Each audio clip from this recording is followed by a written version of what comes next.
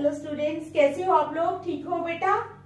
तो आज हम लोग करेंगे वर्ब एडवांस। ठीक है, कल हमारा टॉपिक जो था पुराना वो खत्म हो गया था। आज हम नेक्स्ट टॉपिक स्टार्ट करेंगे वर्ब एडवांस। तो स्टार्ट करने से पहले मेरी आप लोगों से ये रिक्वेस्ट है कि प्लीज मेरे चैनल को लाइक और सब्सक्राइब जरूर करें।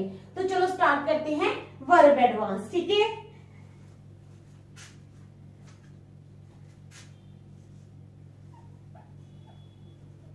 verb is divided into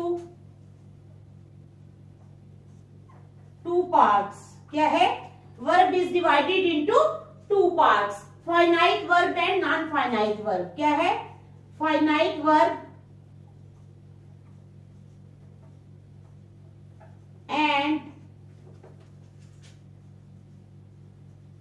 non finite verb. तो क्या है? Verb is divided into two parts. Verb को दो हिस्सों में बांटा गया है, finite verb and non finite verb. अब मैं आप लोगों को बताऊंगी finite verb.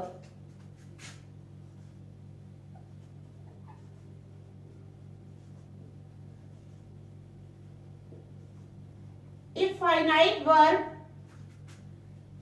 Is a verb, if finite verb जो है वो वर्ब है that has a subject,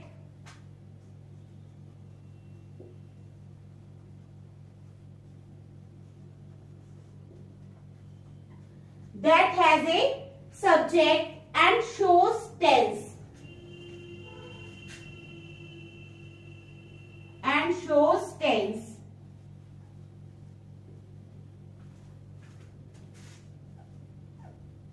Here's an example। Example क्या है इसकी? John cooks crates.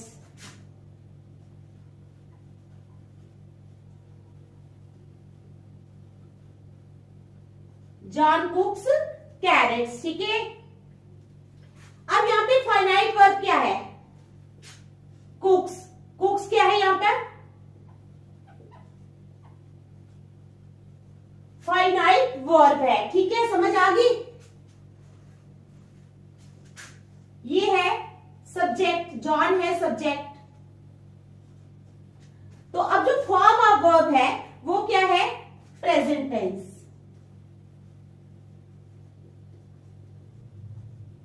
क्या है? Present tense.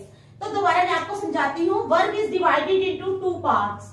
वर्ब जो है उसको दो हिस्सों में बांटा गया है, finite verb and non finite verb. ठीक है, तो कहते हैं फाइनाइट क्या होता है? If finite verb is a verb, एक फाइनाइट वर्ब जो है वो वर्ब है दैट हैज ए सब्जेक्ट, जिसका सब्जेक्ट भी होता है, एंड शोज टेंस, और टेंस दिखाता है। Here is an example. Example क्या है? John cooks carrots. जॉन क्या कर रहा है? जॉन कैरेट्स बनाता है। ठीक है, तो प्रेजेंट टेंस है, जॉन कुक्स कैरेट्स। तो प्रेजेंट टेंस है ना ये। जॉन क्या है? हमारा सब्जेक्ट, और कुक्स है हमारा फाइनाइट वर्ब। ठीक है, यानी आपको बताया कि finite verb is a verb that has a subject, जिसका एक सब्जेक्ट होता है। यहां पर है जॉन, तो जॉन क्या है? सब्जेक्ट। ठीक है, एंड शोज टेंस, और टेंस भी बताता है। देखो, जॉन कुक्स टेंस देख के ही हमें सेंटेंस देख के पता चल रहा है कि ये सेंटेंस जो है ये प्रेजेंट टेंस है। कौन सा टेंस है?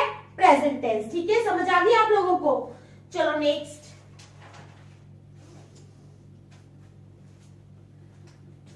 A non-finite verb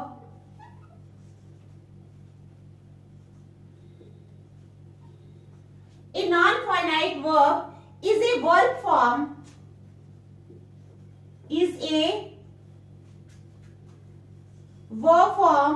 verb form है। ठीक है, that does not show tense, that does not show tense, that does not show tense। There are three types of non-finite verbs। There are three types of non-finite verbs। तीन जो है वो types है non finite verbs की, ठीक है। पहली आ गई जेरंड्स, GERUNDS, जेरंड्स, ठीक है। इसमें आ जाएगा that is baking singing, that is baking and singing, swimming वगैरह बहुत सारी आ सकती है जिनके साथ इन लगा हो। दूसरी आ गई इनफाइनाइटिव्स,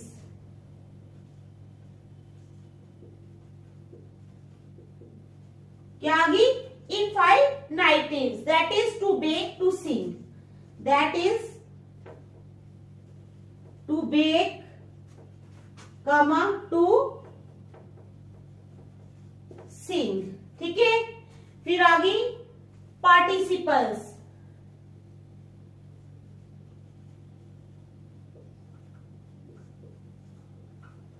क्या आ गई पार्टिसिपल्स। उसमें क्या है, there are two types, present participles, there are two types. पहली आ गई उसमें कौन सी, प्रेजेंट पार्टिसिपल्स,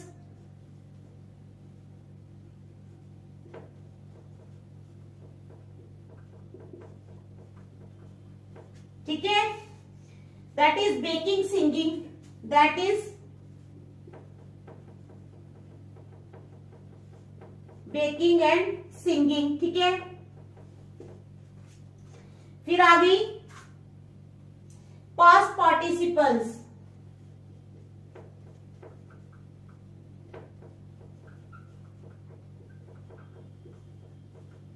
पास्ट पार्टिसिपल्स, उसमें आ गई दैट इज बेक्ड और संग,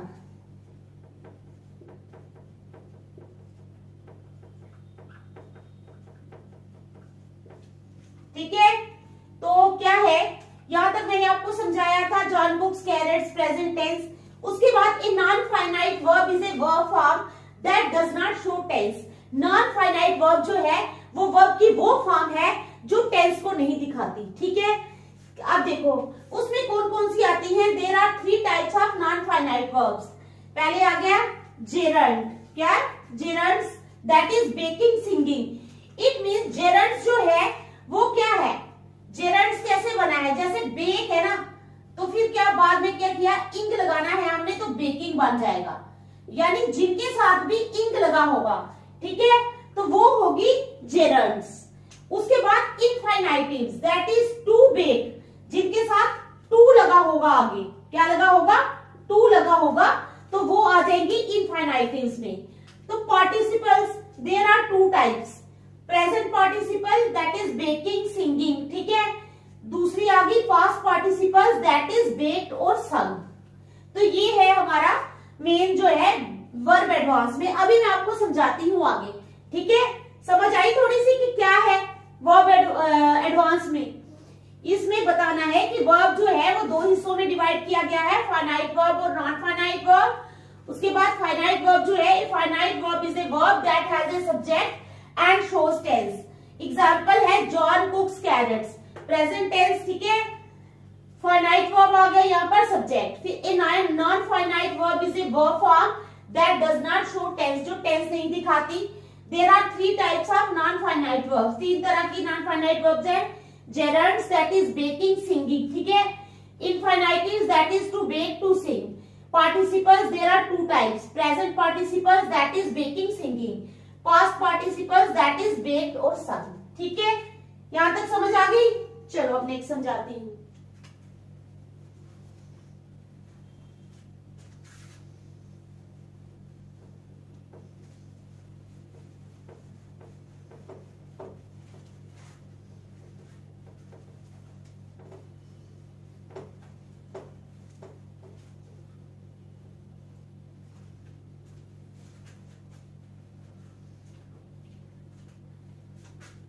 अब है जेरंड के बारे में मैं समझा रही हूं। ए gerund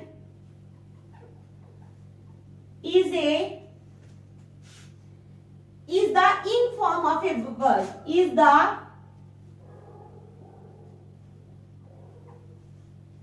in form of a verb, gerund जो है ये इंग फॉर्म है वर्ब की, ठीक है, ing form of a verb that functions the same as a noun, that functions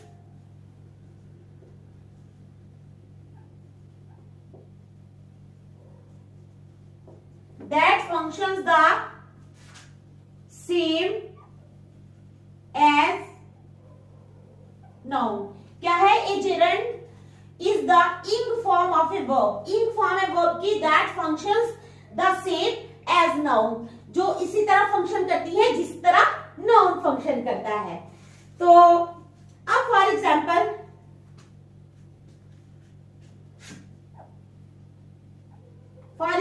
देखो मैं समझाती हूं आपको. Running is fun. क्या है हमारे पास? Running is fun. तो इन दिस सेंटेंस रनिंग क्या है? रनिंग जेरंड है, ठीक है. रनिंग इज फन, अगर हमारे पास रनिंग इज फन सेंटेंस है तो अगर उसमें से आपको बोलेंगे कि जेरंड कौन है, तो जेरंड क्या है? रनिंग. क्या है जेरंड? रनिंग, ठीक है. इन दिस सेंटेंस, इस सेंटेंस में रनिंग इज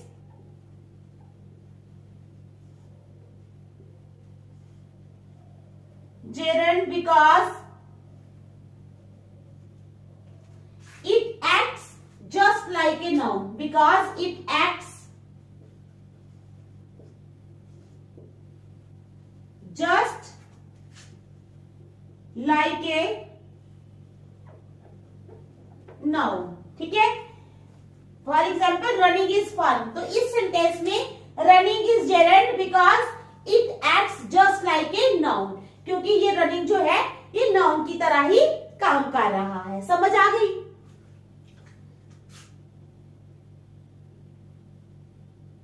अब मैं और एग्जांपल्स देती हूं जेरंड्स की.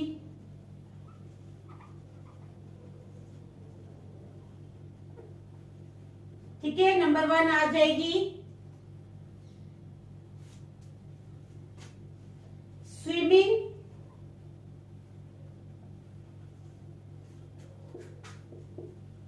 इन द ओशन. क्या है?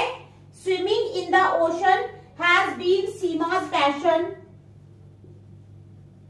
Has been Seema's passion. Swimming in the ocean has been Seema's passion since she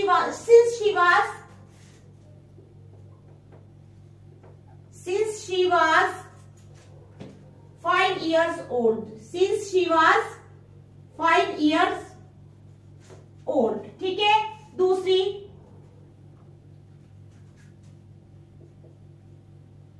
let's go dancing at the club. Let's go dancing at the club tonight.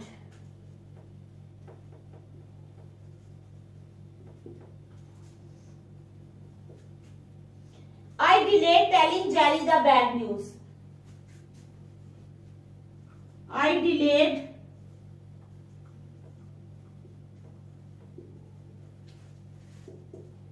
telling Jerry the bad news. ठीक है. अब देखो जेरंड्स की example दी है. Swimming in the ocean has been Seema's passion since she was 5 years old. जब सीमा 5 साल की थी तब से स्विमिंग जो है वो सीमा का पैशन था. तो यहाँ पर स्विमिंग क्या है? स्विमिंग जो है ये जेरंड है. स्विमिंग क्या है? जेरंड है. ठीक है. उसके बाद let's go dancing at the club tonight. क्या करें? आज हम क्लब में डांस करने जाए. I delayed telling Jerry the bad news. तो टेलिंग क्या है यहाँ पे? जेरंड. ये तीनों स्विमिंग, यहाँ पर स्विमिंग है जेरंड. ठीक है. उसके बाद नेक्स्ट वाले में डांसिंग और थर्ड वन में टेलिंग. तो ये क्या है? Examples of gerund. ठीक है, देखो समझ आ गया आप लोगों को?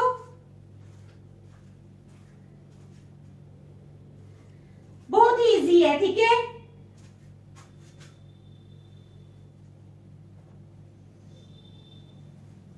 चलो, जेरेंट की तो मुझे लगता है आपको अच्छी तरह से समझ आ गई होगी।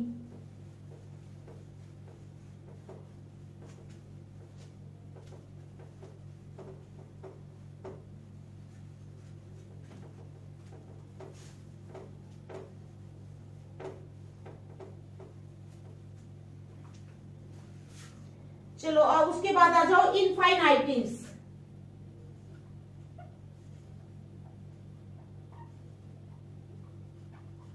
क्या है ये? इनफाइनाइटिव्स, ठीक है। तो there are two types of इनफाइनाइटिव्स।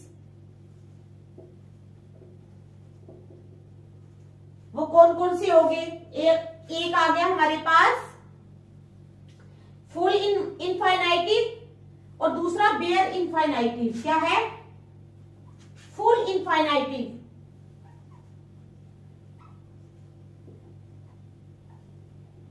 Full इनफाइनाइटिव, दूसरा बेयर इनफाइनाइटिव, ठीक है। एक आ गया फुल इनफाइनाइटिव, दूसरा आ गया बेयर इनफाइनाइटिव, ठीक है। समझ गए आप लोग? चलो, फुल इनफाइनाइटिव।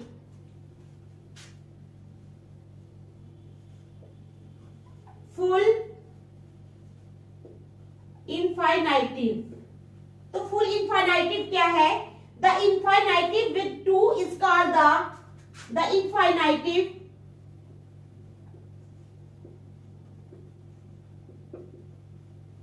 ठीक है, with to is called the full इनफाइनाइटिव।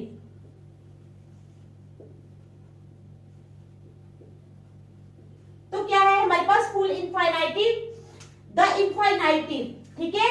The infinitive with to is called the full infinitive. वो इनफाइनाइटिव जिसके साथ टू लगा होता है। The infinitive with to is called the full infinitive, ठीक है। समझ गए आप लोग? तो जैसे to talk, to sleep, to have, to think. To talk, to sleep, to have, to think, ठीक है। तो ये क्या है? ये किसकी एग्जांपल्स हैं? फुल इनफाइनाइटिव की। The infinitive with to is called the full infinitive. To talk, to sleep, to have, to think. तो ये किसकी एग्जांपल्स है? फुल इनफाइनाइटिव की, ठीक है। समझ आ गया आप लोगों को? चलो, बेयर इनफाइनाइटिव। बेयर इनफाइनाइटिव क्या है? Bare infinitive. The infinitive without to, the infinitive, ठीक है, without to is called the bare infinitive। क्या है हमारे पास? बेयर इनफाइनाइटिव की डेफिनेशन है हमारे पास द इनफाइनाइटिव विदाउट टू, वो इनफाइनाइटिव जो टू के बिना होता है। The infinitive without to is called the bare infinitive. बिना टू का वाला जो इनफाइनाइटिव होता है उसको हम बेयर इनफाइनाइटिव कहते हैं, ठीक है। समझ गए आप लोग? कैसे? यहां पे हमने लिखा है ना, to talk, to sleep, to have, to think. तो यहां पर क्या है? टॉक विदाउट टू, ठीक है। Sleep, have, think. कितना इजी है ना? इजी। आप भी बताओ, इजी है ना? बात है कि टू लगाना है आप लोगों ने आगे। फुल इनफाइनाइटिव क्या है? The infinitive with to is called the full infinitive. ठीक है, वो इनफाइनाइटिव जिसके साथ टू लगा होता है उसको हम फुल इनफाइनाइटिव बोलते हैं, जैसे to talk, to sleep, to have, to think. समझ गए आप लोग? नेक्स्ट क्या है? बेयर इनफाइनाइटिव क्या है? द इनफाइनाइटिव विदाउट टू, जो बिना टू के इनफाइनाइटिव होता है इज कॉल्ड द बेयर इनफाइनाइटिव, उसको बेयर इनफाइनाइटिव बोलते हैं, जैसे टॉक, स्लीप, हैव, थिंक। ठीक है, समझ गए आप लोग? चलो नेक्स्ट देख लो आप, फिर नेक्स्ट चलते हैं।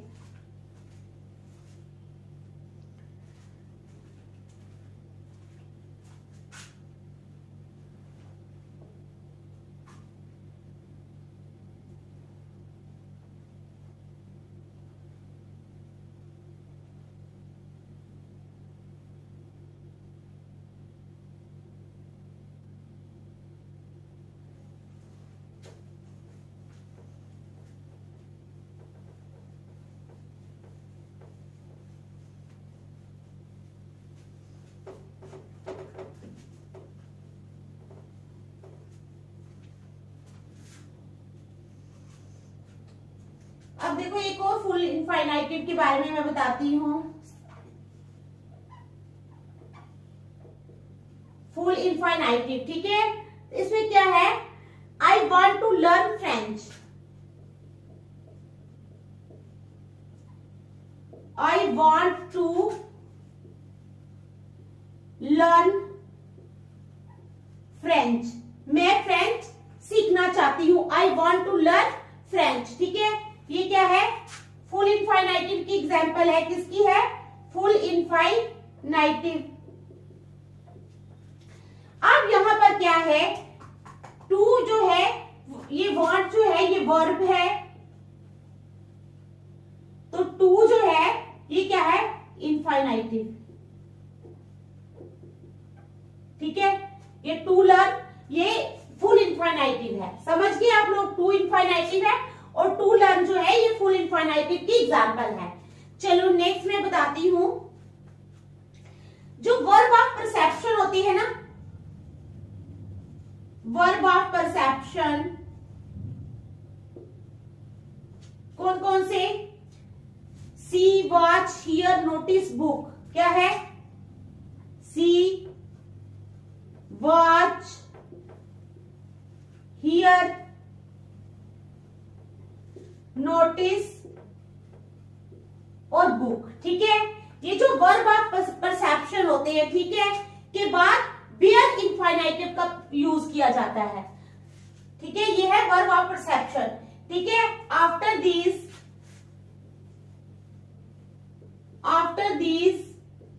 Verb of perception, verbs of perception, इन जो after these verbs of perception, इन verbs of perception के बाद क्या होता है? Bare इनफाइनाइटिव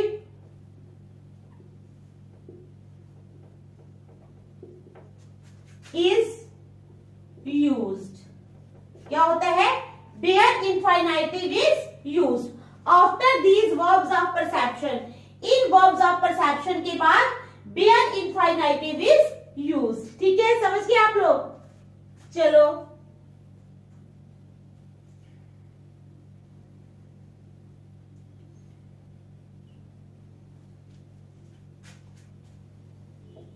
I noticed him. क्या है? I noticed him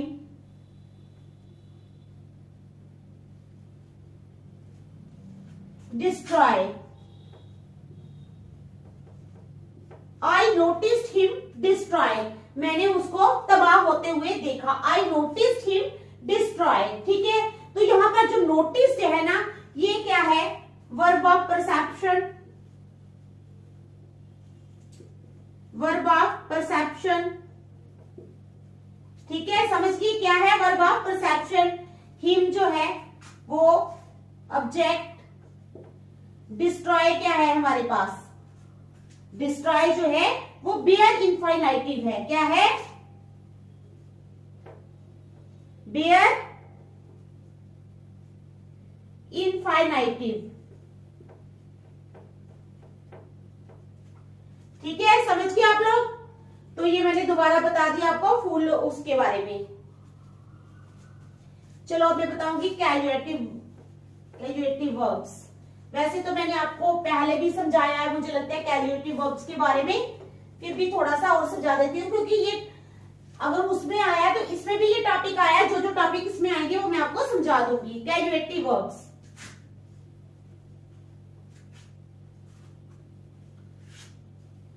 causative verbs क्या है? Causative verbs. ठीक है, causative verbs are verbs which show that another person does something for you. ये मैंने आपको पहले भी समझाया था।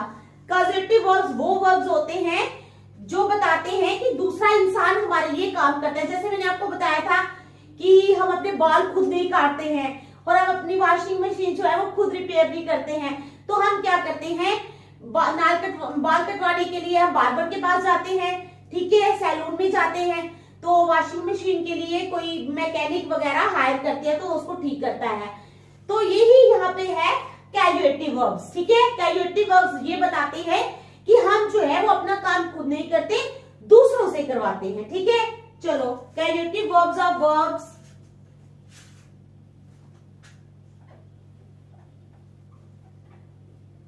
कैजुएटिव वर्ब्स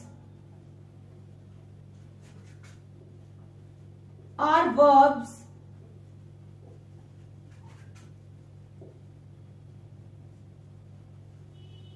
which show that, जो हमें क्या दिखाते हैं, that another person does something for you, that another person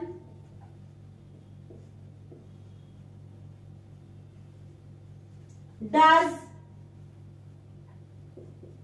something for you. Causative verbs are the verbs, causative verbs वो verbs हैं which show that, जो दिखाते हैं, that which show that another person does, कि another person क्या करता है, does something for you, दूसरा इंसान जो है वो आपके लिए कोई काम करता है। ठीक है, समझ आ गया आप लोगों को? चलो अब लेट भी एक causative verb है। ठीक है, इसका यूज किसके लिए होता है? Permit someone to do something, permit someone to do something, किसी को कुछ करने की इजाजत देना। लेट क्या होता है? Permit someone to do something, किसी को कुछ करने की इजाजत देना। ठीक है, तो क्या है, इसकी एग्जांपल्स आ जाएंगी। Let is used to give permission to any person. ठीक है, I let the kids play in the tennis court. Examples क्या आ जाएंगी लेट की? I let the kids play in the tennis court. क्या है? I let the kids play in the tennis court. तो मैं क्या करता हूं, बच्चों को, या मैं करती हूं, मैं बच्चों को टेनिस कोर्ट में खेलने की इजाजत देती हूं। तो लेट किसके लिए यूज हुआ? परमिशन के लिए। लेट क्या होता है? Permit someone to do something, किसी को इजाजत देना कि वो कोई चीज करे। ठीक है, समझ गए आप लोग? चलो दूसरा,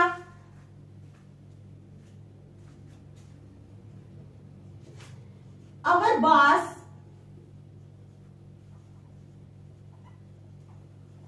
does not let us, our boss does not let us smoke at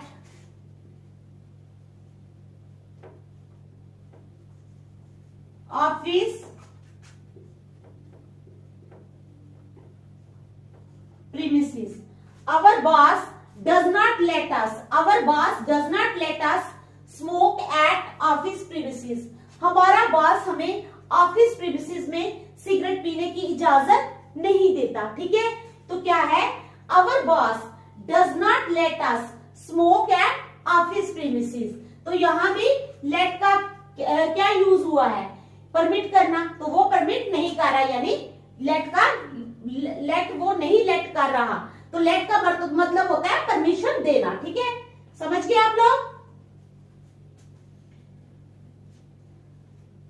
अब मेक का यूज कैसे होता है? Use of make. अब मेक का यूज कैसे होता है? देखो,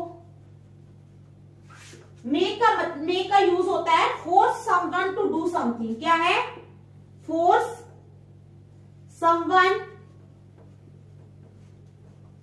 to do something.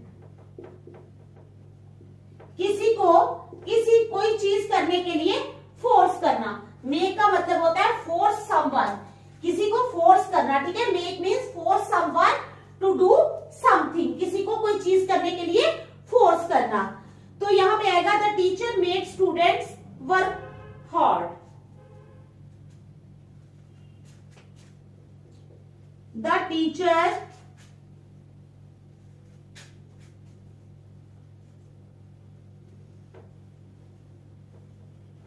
made students work hard।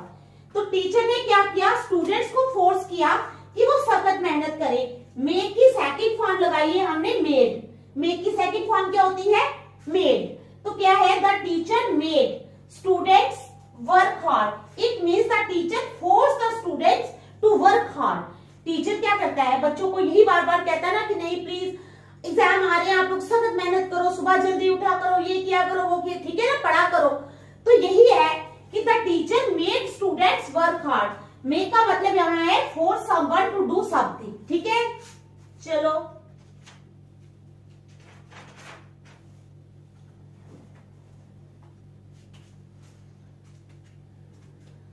The teacher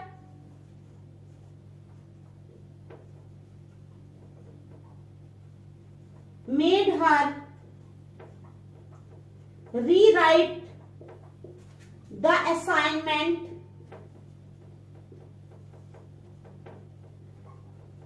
because the first one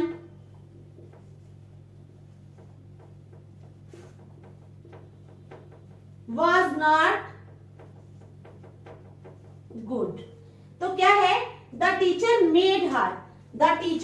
made her rewrite the assignment because the first one was not good। Teacher ने क्या किया? उसको बोला स्टूडेंट को कि रीराइट मीन्स दोबारा लिखो असाइनमेंट को। क्यों? क्योंकि जो पहली थी वो अच्छी नहीं थी। तो यहाँ पर टीचर ने क्या कर रही है? मेड मीन्स वो फोर्स कर रही है टीचर कि दोबारा लिखो। असाइनमेंट को लेके जाता है, जब टीचर को पसंद नहीं आती तो टीचर फोर्स करता है कि नहीं ये तुम्हारी अच्छी नहीं है, तुम्हें मार्क्स जो है वो अच्छे नहीं मिलेंगे, इसको दोबारा लिखो। तो यहाँ पर नहीं है the teacher made her rewrite the assignment because the first one was not good. ठीक है, देखो